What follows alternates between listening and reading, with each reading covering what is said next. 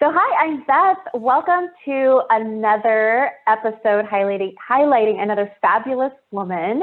This is the From Hustle to Holy, How to Transform Your Business by Igniting Your Divine Feminine series. And today we have Miss Lisa Sutton. Lisa, thank you so much for being a part of our series and highlighting. Yes, thank you. And I am just so impressed with you and your bio and reading your bio. And so I'm really excited to get to know you a little bit more today, and for those who are watching and listening, for them to get to know you as well. So let me share a little bit before we dive into our Q&A session. Sound good? Sounds great. Thank you so much for having me. Great. Absolutely. So Lisa, you're an entrepreneur. You have several businesses. You're a real estate investor. You're former Miss Nevada, United States, and you're former congressional candidate for Nevada's 4th District. Mighty impressive in your young age, darling. It's really good. Thank you. I know that there's a lot that you get to share with our audience today, and I'm really excited for our time together. So to give the audience a little bit of background to who you are and why you've created all of this greatness in your life. What was your upbringing like? If you can share us a little bit about your background, Sure. Where did you grow up? Yeah. So I was born in Seoul, South Korea, but I was raised in Arizona, a small town called Sierra Vista, which is right next to Fort Huachuca. It's an Army intelligence base. And so my father was former military, retired military. And at that time, he was the chief of Army Mars down at Fort Huachuca. And my mother owns a hair salon there, actually still to this day. And it was a wonderful place to grow up. Small town, rural town in southeastern Arizona. And growing up with my family, academics was very important, as well as fine arts. And so I grew up playing the piano, flute, voice, tap dance, all the kinds of extracurricular activities. And I'm just so grateful to have a very well-rounded upbringing, because it certainly has continued to serve me as an adult as well. Wonderful, wonderful. And that kind of leads me to my next question. So in what ways do you see that your upbringing really has supported you with where you're at now? I think number one is just having that great support base. I have really supportive parents and family, and they absolutely instilled into me the importance of discipline, hard work, keeping your word, being engaged within the community. We were very involved in our church while I was growing up. We did a lot of community work and volunteer work. And so now, even to this day, those are still lessons that I carry with me. And, family is everything. And certainly your chosen family as well, the friends and partners that you make your family, it's everything. Your support system is everything. Yes, absolutely. Absolutely. And the mentorship that you find along the way within those associations, right? Really. Absolutely. It seems like it has really been a flourishing factor for you as well, right? Absolutely. Yeah. 100%. So as we're talking about, the masculine and feminine, no matter what gender you are or you relate to, we have these energies in us. We have a masculine, we have a feminine. It's just sometimes we're using them a little bit more than the other. And really it's in my finding when we're in community and in alignment with both the masculine and the feminine, that things really do start working. Opportunities start evolving. We're able to step into our purpose and our mission with much more authenticity and grace. And so at what point did you find that you may have been operating more out of your masculine ways, or conforming to a masculine environment within your career? I think certainly, so growing up, I knew that I was going to be going to grad school, and I was trying to figure out which direction I wanted to go in. I decided to go to law school. And so coming out of school and working like my big girl job, at the law firm here in Las Vegas, certainly the legal community is very male dominated. I was grateful for that because I learned some very early lessons early on, where I was insecure about being a woman. I was insecure about being a feminine woman. I was insecure about being young. So this male-dominated industry, you know, I felt that I really had to tap into my masculine side of just being more direct and you know, walking this balance of, well, here I am as a feminine woman, and I've always embraced my femininity. And yet I'm in this very male dominated industry. How do I adapt? And I think that changes over time, the more comfortable that you get.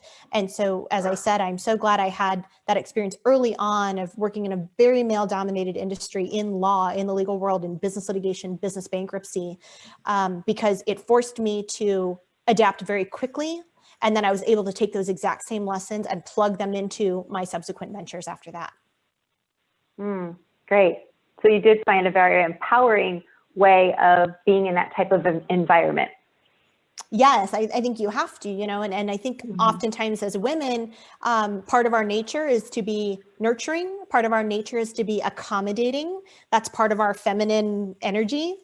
And one of the very early lessons I had, I was 25 years old working at the firm, and we had a client there who only wanted to work with male attorneys.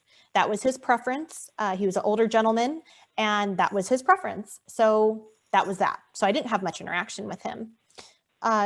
One day, my boss came to me, knocked on the door, and he said, we need someone to take his deposition. Everyone else is busy. Can you just go do it? It's straightforward. You just have the questions there. He's already apprised of it. He's waiting in the conference room now. And so I said, oh, okay. And so like, I'm a little nervous because I knew that, you know, he had this preference for male attorneys. And I was like, I had this feeling like, oh, he doesn't like me. Right. So I go in to start the questioning. And before we got started, I said, do you need anything? Can I get you anything before we get started? He said, I'd like a cup of coffee. I said, sure. And so I buzzed in the admin. She brought a cup of coffee to him. The door closed. And he said, I want you to go get me a cup of coffee. Right. Wow. Yeah. And so I'm sitting there and I'm just like staring at him. Like my heart is beating so fast. And I'm just staring at him. And there was a part of me that was just like, maybe I just get up and go get it. Like I was so torn. And I said, I just collected myself really quickly. And I said, I would be happy to go get that for you. It'll take me about 15 minutes and I bill out at $450 an hour. Woo, girl, good for and you. So he's like silent, like staring at me, right? And now I'm at this point where I'm like, okay, I can't blink, right? Because if I blink my eyes, I lose. And he just, you know, kind of like we had this standoff, and then he like waved his hand very dismissively, and I just hit record on the recording device to start I jumped in the first question. After that, I left the room. As soon as I beelined out of there, and I went to my car and I called my mom. I was like shaking, you know, like I had never experienced something like that before. And I'm just so grateful that I had those early lessons. And, you know, I just want to remind everyone out there, especially women, you know, you are going to be put in these positions where you have to show your worth, right? Like, why are you there? And who are you? Like, who are you there in that situation, right? My role happened to be that, you know, we're there to help facilitate and do his deposition, but my role is someone who bills out at $450 an hour, right? I'm not there as your admin for you to belittle me. You've got to remember that, right? When you're in like that sticky situation and you're torn of like, what do I do? Like, revert back and just remember why you're there, who you're there for, right? And make sure that those items are vocalized. Because like I said, I was 25. There was a part of me that was like, oh my gosh, maybe I should just get up and go get it, right? Like go get this coffee, or what am I going to do? You know, I felt lost, a part of me, but then the other side is you just need to be direct about why you're there. And you nailed it right there. It's owning who you are as a woman and your worth. You know, you you weren't disrespectful, you know, it's just, that's not, you know. Yeah. So it's your choice, right? He still could have not said, why you're here. yes, like go get it, right? And then it would have been what, $125 cup of coffee? Like, sure, okay, like if that's what we're doing, you know? Right. Yeah. Valuable, valuable. Knowing your worth. And you reacted with such grace also, right? You were firm, but that also was divine intervention. Yeah. Cause like I said, you know, there was a part of me that was just like, oh my God, like, do I go get it? Like, what do I do? So yeah, sure. remember your worth, ladies. Great. Remember why you're there. Yes. Yes. Good. So what was the turning point? Because you were in these very masculine environments, right? And kind of a good old boy kind of club, it sounds like. Yeah, so what was the turning point that you just noticed that this is not really the environment that I really want to be in? Not so much of the masculine type of environment. And when did things start shifting for you in that? So I started my first company in 2012, Sin City Cupcakes, and my partner with that, Danielle, she and I met in the modeling industry like eons ago. I modeled all during college and law school, and we became friends during that time. Fast forward, I'm in Vegas working at the firm, and she and I were just catching up on the phone one day. Hey girl, what have you been up to? You know, and she told me about these alcohol cupcakes. And I was just like, I don't even know how to bake, but like, all I know is that you need to move to Vegas because this is the place. This is the place for alcohol cupcakes. And so she did. She took a leap of faith, moved across the country and moved to Vegas. And we started the company in 2012. I stayed working at the law firm for the first 18 months that Sin City Cupcakes was alive because I wanted to do it in a way that made me feel comfortable. I try to be pretty risk adverse. And so I worked full time at the firm, and I knew that like through that, my bills could be paid, right? Just base bills, right? My bills could be paid. And then all the extra money that I had, I would pump it into the business because the business always costs more than you budget. And Danielle was the operations partner. She handled that day to day during the day, you know, answering the phones, doing those things. And then for me on nights and weekends, I was helping to bake. I was helping run deliveries. I was helping cater our events, whatever it took. And it was just so much fun. And it got to a point where Sin City Cupcakes grew. We were able to scale it a little bit. And I realized I didn't have to stay at the law firm anymore. And that was the turning point for me where I realized, okay, like I can really enjoy what I'm doing and be, you know, super, super into it and not have to feel that I'm kind of stuck, you know, in a certain place. And that was the turning point. And, you know, that's so great that you're sharing that, because I know that a lot of our listeners are probably in a career or, you know, a job that they're just not really passionate about. And so they're wondering, how do I make this transition into what I'm truly passionate about? And you said that, like, be okay with utilizing your day job as your use it as a starting tool. capital. Yes. Use it as a tool. You don't have to, you know, stick it to the man and quit, you know, on the first day that you start your company. I think one of the key lessons, and I've implemented this since then, is have an operations partner. You don't have to do everything alone. You can have a strong partner or partners that can help with the actual day-to-day load. And then your role obviously is to help bring capital. Your role is to help with, you know, operations when you can, even if that means just nights and weekends, but do it in a way that works for you. I know myself, if I would have just quit my job and just, you know, jumped into Sin City Cupcakes and then said, oh, I have 3 months worth of savings and that's all that's going to last, I would have been so stressed out and not been able to focus on the business and make the business decisions early on that helped us get to where we were. I see this often with new startups, new founders, new entrepreneurs. They make really desperate business decisions in the beginning because everyone's trying to eat, right? They have no other backup. They have no other source of income. They're living on savings. They're trying to get that first client or, you know, bring in money. And you make very desperate business decisions when your back's against the wall when it comes to finances, right? So have that cushion, and maybe that cushion is your day job. It's okay to be a part-time entrepreneur in the beginning because you're setting yourself up in a way that's comfortable for you, that will allow you to make the correct mistakes that will allow you to not make mistakes and make the correct decisions that you're going to need to have a business that can scale and have some longevity to it. Yes, great. And the power of support and community and collaboration, right? Yes, absolutely. Yeah, you don't have to do it. You don't have to do it all on your own.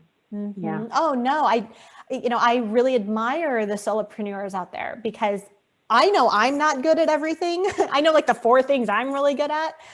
So I know that I need operations partners. I need partners in my life who can complement what I bring to the table, and we have the ability to work together, and we can share a common objective and common goals. Yes, that's great. So what ways do you continue to nurture and ignite your divine feminine? Do you have rituals? Do you have routines? Yeah. So for me, I'm definitely a big advocate. You cannot draw water from an empty well. So remember that, because we're also used to running and gunning, we're constantly, everyone's running a million miles an hour. So for me, I try to remind myself, you cannot draw water from an empty well. So what does that mean for you to fill yourself up? What does that take? For me in the mornings, I like to have some time to myself in the mornings. I'll stretch. I'll text my family and say, hi, good morning. It's a really cheesy routine, but it's something that I've done for a long time. Great. And so I recommend it to anyone, start your day. It's like cheap gratitude journaling, right? Like you start your day with this positive intention, right? And you're texting someone who's important to you, whether it's your mom, whether it's a loved one, whether maybe even someone you haven't talked to in a while, and just, hey, good morning, have a great day. I hope you're having a great day, or love you, or whatever, but you're starting your day on a positive note. And selfishly, you get this great inbound back to you, right? And they're responding back, hey, I love you too, have a great day. And so for me, it's a quick, cheap gratitude journaling, starting my day off on a positive note, positive intention, sending out a positive message. And I have 2 dogs. I have 2 corgis named Kimchi and Cupcake. And they just bring so much joy into my life. And I'm so glad that I made the decision to be a pet owner, even though I'm busy, even though I have companies, even though, I'm constantly running around. I had put it off for so long because I told myself that I was too busy to accommodate having dogs and having pets. And 2 years ago, I just said, if I don't get them now, I'll never get them, right? I keep putting it off. And I'm so glad that I did, because you make it work. So you have multiple businesses going on. You've got the cupcake business, and you also have a real estate company, a real estate investor. Mm-hmm. And so in these businesses that you own and operate, how do you support women in igniting their divine feminine? So one of my favorite roles within the companies that I have is acting as a mentor. In particular, our real estate company, Elite Homes Christie's International Real Estate, our agents are incredible. And we're so blessed to have actually really strong women in both our residential team and our commercial team. And I knew when I started the brokerage, because I was with Sotheby's for 5.5 years before I brought the Christie's to Vegas, I knew in having my own brokerage that I did not want to compete with my agents, because I know what that's like to compete against the owner of the brokerage for business, and you lose every time. So I knew I didn't want to compete and create an environment of extreme competition. I think healthy competition is needed to make the world go round, right? But extreme competition in close quarters, that isn't the type of brokerage that I wanted to build. And so I love my role with our brokerage, with Christie's, because I get to be a mentor. I help support all of our agents. I act as the final backstop for them. I act as the support system. I act as, a mentor to help guide them through any difficult transactions they may have, any questions they may have. That's my role. And so I get to be part of every transaction, right? And know what's going on there. But I get to be part of that support. And I'm just so grateful that we've built an incredible team of really, ironically, strong women, really strong women on our team. And they're all, they're mothers and wives, and they're so incredible, and they do so much. And I get to be part of that by helping support them. That's great. The most important thing is to have a good mentor. That yes, absolutely. Is so key, and they're not easy to find, right? It's really about, and it sounds like you've created great relationships and a community And that's all that is, right? Mentorship is truly, it's a friendship, right? It's a friendship. Yeah. So, I speak often to high school students and college students, and one of the questions that often comes up is, well, how do I find a mentor, right? And I just remind them, I'm like, it's a friendship, it's a relationship. This is not one of these, hi, do you want to be my mentor? Like, you're not interviewing people, right? And vice versa. They're not there to interview you. It's about building that relationship. And I have wonderful mentors in my life, people who have made time for me to take my questions and be there to support me through difficult times. So I always try to pay that forward, and I'm always very cognizant of that. But just as an example, I mean, one of the mentors that I have, they come from a billionaire family. They used to own a casino here in Las Vegas. And I know what that feels like when you look at someone and you're like, wow, they're so accomplished, right? And they're so far out of my league or what I'm doing. How could I possibly learn from them? What value could I possibly bring to them because they're so far ahead of where I am? And just remember, everyone brings value. Everybody brings value. And so right. when he and I, first began our friendship and business relationship together, I actually met him when I was still in college. And so what I did was I kept him warm. Like I would email him probably like once a quarter. I didn't want to bother him, right? Busy man, he's got a lot of inbounds. I would email him maybe once a quarter, and I would just send him articles. And I would say, hey, this reminded me of, what you and I talked about in March and blah, blah, blah. Or if something was like relevant in the news pertaining to like a business deal that he had going on, I'd just shoot it over to him. Hey, I don't know if you saw this. This reminded me of when you were telling me about this deal you guys are doing, right? Just little tidbits. I tried to bring value in that way because I didn't know how else I could. And then this happened for months, no response. It happened for months. And then finally, one day he emailed me, responded, and he said, call me. Like, what are you doing? Call me. And so I called him, and he said, I really appreciate everything you're sending me. Like, what can I do for you? Like, why are you doing this? And I said, I just want to build a relationship with you. And I'm trying to figure out how I can bring value to you. And that was what kicked off our friendship, our relationship. And now fast forward, it's been 12 years. That's dynamic, because really here you were looking for him to be your mentor and you were mentoring him. So the mentor-mentee, it's a relationship. A give and take. It's a relationship. It should be a relationship. Right? It's not a one-sided thing. So that's good, Lisa. So use that. Dynamic. Use that, ladies. Yeah, give it a try. Yes. Great tips, great pointers. I love that. So Lisa, you have a free gift for our listeners and our viewers. Yes. So I've compiled just some of my favorite tips and action items relating to professional life, relating to business and personal as well. So I've compiled all that together, I guess kind of like a little mini ebook or something. But I would love to share that with all of you, and hopefully that brings you some value. That's going to bring a ton of value for our viewers. Thank you. That's very generous of you. Thank you. Thank you for your time. Thank you for being so open and just being you and being authentically you, and allowing us to see you and allowing you to shine and share you with the world. And gosh, keep being dynamic, girl. You're up to good stuff. You're a powerhouse. So it's been a blessing. Yeah. It's been a blessing. Great people around me, right? The team, partners, your support system, both personally and in business. I mean, please, ladies, please be so cognizant of who you have around you, because they can either suck it out of you, right? Or they can help bring value.